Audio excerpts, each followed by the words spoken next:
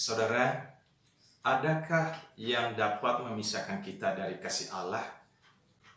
Roma 8 ayat 38 sampai ayatnya ke-39 mencatat, sebab aku yakin bahwa baik maut maupun hidup, baik malaikat-malaikat maupun pemerintah-pemerintah, baik yang ada sekarang maupun yang akan datang, atau kuasa-kuasa, baik yang di atas maupun yang di bawah, ataupun sesuatu makhluk lain, tidak akan dapat memisahkan kita dari kasih Allah yang ada dalam Kristus Yesus, Tuhan kita. Peggy Harris adalah seorang wanita warga Texas yang menikah dengan seorang pilot, pria yang sangat dicintainya bernama Billy pada tahun 1944. Namun sayang, 6 minggu setelah pernikahan mereka, Billy harus kembali melakukan tugasnya sebagai seorang pilot ke Eropa karena Perang Dunia Kedua pada saat itu. Beberapa bulan berlalu tanpa ada berita dan kabar. Peggy tidak pernah lagi mendengar kabar dari Billy atau dari teman-temannya tentara yang lain. Walau perang sudah berakhir, tetapi Peggy masih tidak tahu apakah suaminya hidup atau mati.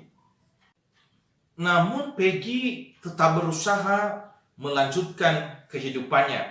Ia selalu berharap bahwa Billy suatu hari mungkin akan mengetuk pintu rumahnya dan berkata, "Sayang, aku pulang." Setelah menanti selama 70 tahun, akhirnya Peggy mendapat kepastian kalau suaminya memang meninggal dunia pada perang pada saat itu. Pesawatnya diserang di Normandia dan Billy jatuh di dekat kota Les Ventres di Prancis pada saat itu. Peggy pun akhirnya menjadi lega karena mengetahui kebenaran tentang suaminya. Saudara, keadaan perang telah memisahkan mereka berdua untuk selamanya. Roma 8 ayat 38 sampai ayatnya ke-39 yang sudah kita baca tadi merupakan kabar gembira bagi setiap orang yang percaya kepada Yesus Kristus. Kenapa?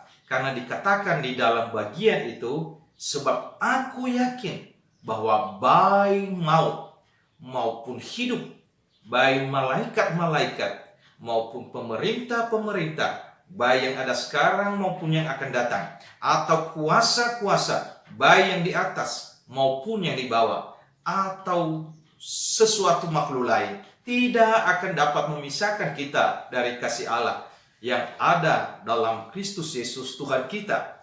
Inilah yang menjadi penghiburan bagi kita.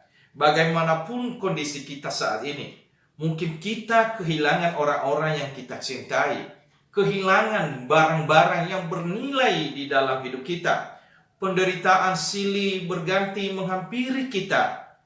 Tetapi ingat, tidak akan dapat memisahkan kita dari kasih Allah. Kasih Allah melindungi kita dari berbagai bentuk kekuatan apapun yang berupaya menguasai dan mengalahkan kita, yang berupaya menguasai dan melemahkan kita.